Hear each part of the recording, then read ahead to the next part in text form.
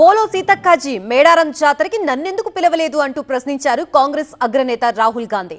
దీంతో అవాక్కైన సీతక్క ఆయనకి ఏం సమాధానం ఇచ్చారు? అందుకు రాహుల్ రియాక్షన్ ఏంటి? ఖర్గే నివాసంలో తెలంగాణ మంత్రుల సమావేశం జరిగింది. ఈ సమావేశానికి హాజరైన కాంగ్రెస్ అగ్రనేత రాహుల్ గాంధీ మేడారం జాతర ప్రస్తావన తీసుకొచ్చారు.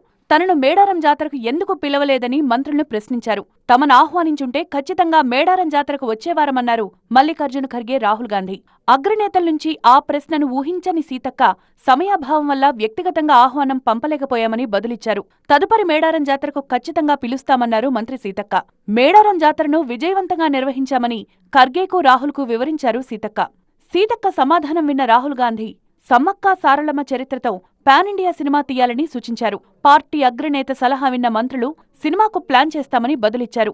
ఇక ఏఐసీసీ కీలక భేటీలో మేడారం ప్రస్తావన రావడంతో వరంగల్ మంత్రుల ఆనందానికి అవధులు లేకుండా పోయాయి.